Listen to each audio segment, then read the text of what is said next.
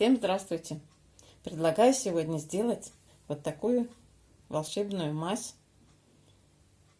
универсального применения из чистотела. Очень много заболеваний лечит такая мазь. Грибковые заболевания хорошо лечит. На кожу намазываете и втираете.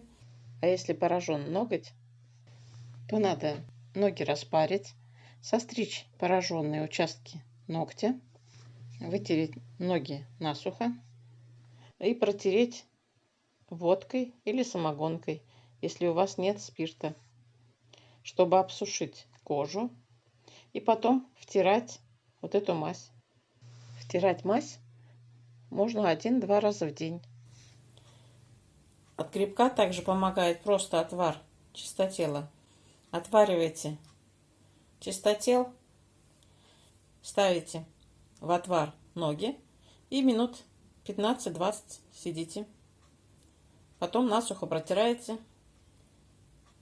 Можно такие ванночки применять 1-2 раза в день. А чистым соком чистотела можно прижигать бородавки и папилломы. Они становятся коричневыми, потом темнеют. И несколько раз так можно смазывать, и в итоге они пропадают. Вот такой оранжевый сок в стебельках чистотела. И он лечебный. Всем известно, что чистотел – это ядовитая трава, но одновременно она и лечит очень прекрасно различные заболевания.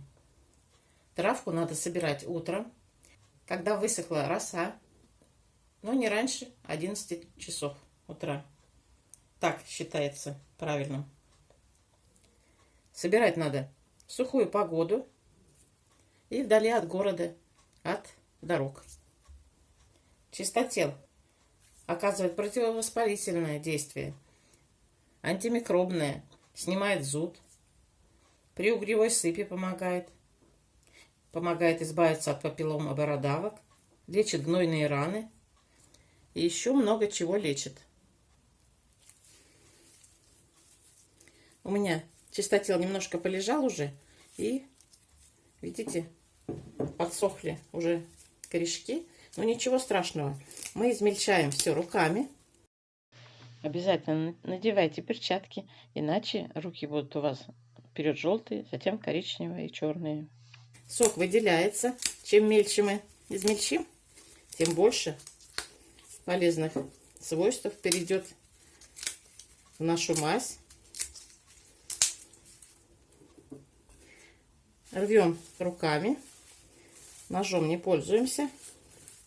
Берем любые части чистотела, можно даже корень промыть, просушить, тоже его использовать.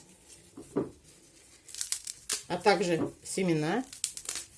Ну, можно и цветочки даже, я думаю, ничего страшного не будет. Рвем в стеклянную банку и будем заливать растительным маслом. Я буду нерафинированным заливать. Если у вас нет нерафинированного, используйте рафинированное. Берем стебли, листья, семена молоденькие вот такие. Все пойдет в дело.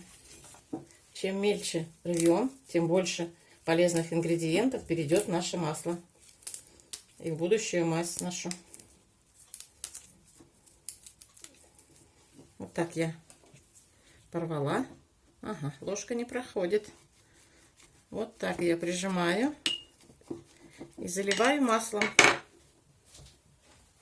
У меня масло деревенское. Вот такое ярко-желтое. Нерафинированное.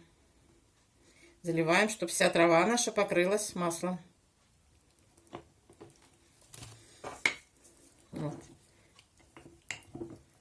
Вот достаточно этого.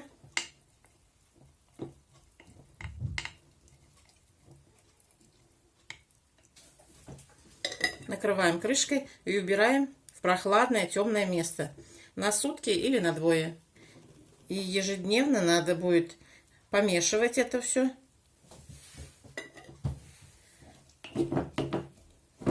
из травки выжимать весь сок. Вот так давить и помешивать. Несколько раз в день можно подходить и помешивать, чтобы полезные ингредиенты переходили в масло. Прошло 2 дня. Наше масло с чистотелом постояло достаточно. Теперь отправляем в эмалированную посуду. У меня вот такая старенькая чашка есть.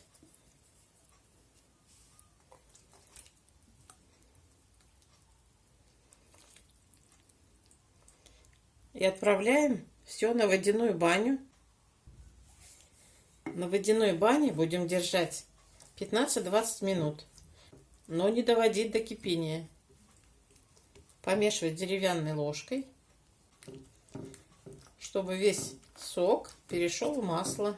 В посуду набираем воду и ставим чашку на водяную баню. Отправляем на огонь.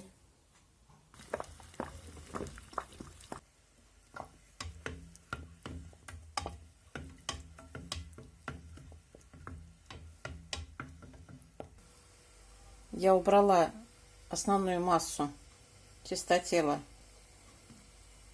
отцежу и затем сюда буду класть воск.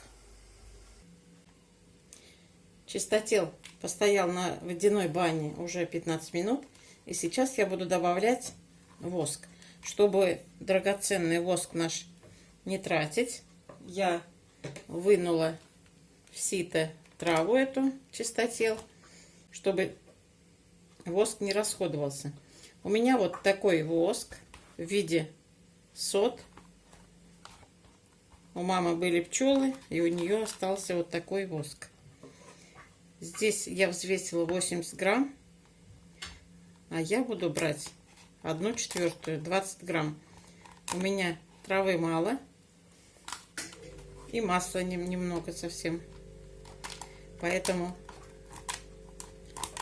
20 грамм достаточно будет. Сейчас порву на небольшие кусочки. Воск выступает в этом случае как консервант. Вот так он плавится постепенно и смешивается с маслом. Все, он растаял уже. Теперь процеживаем.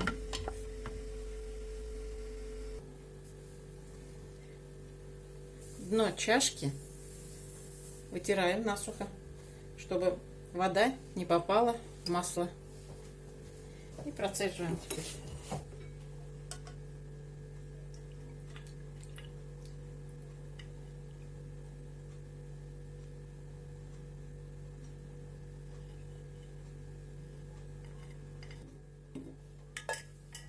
Вот такое масло.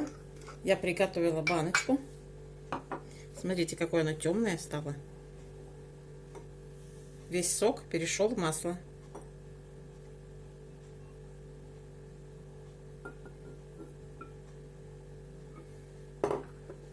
Накрываем салфеткой, чтобы конденсат с крышки не попал. Вот так прикрываем просто. Пусть остывает. И это масло я перелью. Вторая баночка только наполовину наполнилась. Тоже накрываем салфеткой и крышкой. Оставляем до остывания. Прошло 15 минут. Посмотрим, что здесь происходит с нашей мазью. Вот эта мазь практически застыла. Я здесь по краям навешала мазь, с чашки собрала и сюда определила. А это еще жидковатая, но еще рано. Она тепленькая. Постоит еще немножко. Остынет. И тогда мы накроем крышками и отправим в холодильник на хранение. На сегодня это все. Всего доброго. Будьте здоровы.